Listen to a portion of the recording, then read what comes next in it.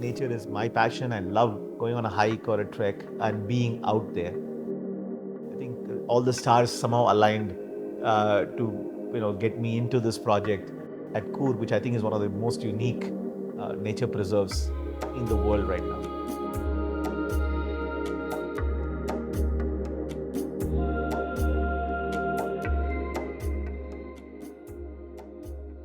I grew up in a city in Chennai, normal middle class family. I was lucky enough to go to IIT and go abroad and start companies and sell companies and so on and so forth. My personal passion has always been travel, has been nature, meeting different types of people. So this has taken me everywhere from South America to Europe to other parts of Asia and to a lot of parts of India as well. We have 3 kids. 2 of them are studying in the US. They're just finishing. And I have a son who's in 12th standard here and studying in Bangalore. My wife is German. She's even more crazy and passionate about nature than I am. And because of her, I'm in this project. Otherwise, I would not have known about it, to be honest.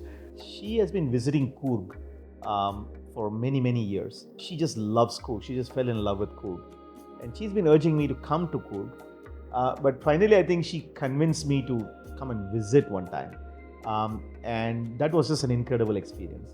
I felt it was something very special. And what made it really special was that by this time, Dana had interacted with and stayed with this naturalist. His name is Abhishek. And she has been talking about him, about how amazing and unique a person he is.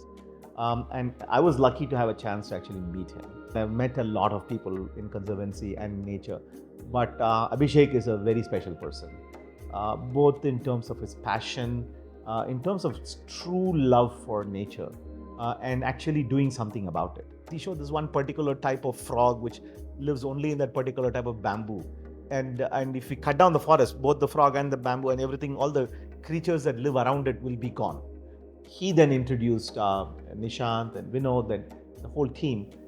And I realized that there is some magic here, something very interesting that they're trying to do.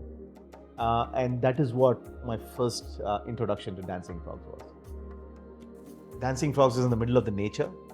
It has a beautiful forest. And not only a beautiful forest, but an accessible forest. Right? Usually when people think of forest, it's like jungle, tigers and so on and so forth. This is the forest one can actually happily go trekking, go for a hike. You can go for a long hike and a hard hike. You can go for an easy hike. You can go for a stroll. It's got all of that variety. There is a community, right? So there is a very light footprint. It's like less than 3-4% of the whole land. There is a small footprint of actual cottages, where one can go and spend some time, right? One can sort of breathe the air and feel it. One can go on hikes. One can participate in the other nature, activities. There's a beautiful stream.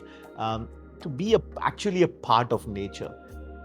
And where I see Dancing Frog spending time there it's like my oasis of tranquility, right? My oasis of peace, right? Where I can just go and shut off. My wife was told, she was like, we should do this. It's something which we want to give back to our children. And so for her, it was not a financial thinking. She was just like emotionally, this is something we want to do. But I'm an investor, I'm an entrepreneur. And I always am much more sort of logical about this, because everybody has choices with money, right? There are many, many causes in India, many, many things you could do. At a high level, you have to decide whether nature is important to you or not. To some people it is, to some people it is not. To me and my friends, it is very important. Once you have that, then everything else kind of follows, because there are very few places where people are trying to preserve nature in this way. And the unique thing about Dancing Frogs is it was not viewed as a donation, right? It is viewed as an investment at some level. It's like a social investment. It's not an ROI driven, you're going to get an IRR kind of a return. I think the money will be there, land value goes up in general. It's not like a check that you write and then take it off your balance sheet. That's not the way we're looking at it. And that's a good thing.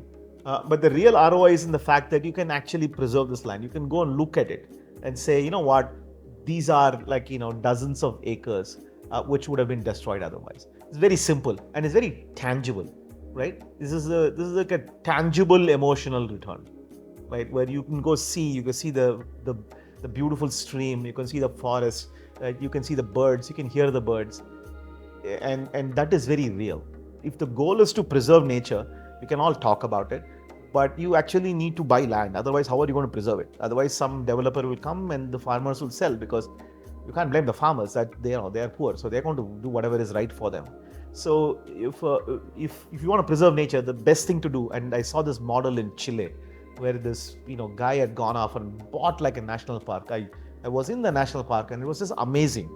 And I think we really need more of that in India, especially in Nipur, because it's a very fragile ecosystem that is getting encroached really fast. We all are here. We have the means to preserve this. So to pull off something like this and sustain it, the team needs to be competent, right? And what I saw in the leadership team of Dancing Frogs was actual competence. That's a very unique model, and I think you have to support it. This is something we have to do if we want to leave something for our kids. Otherwise, we will have nothing.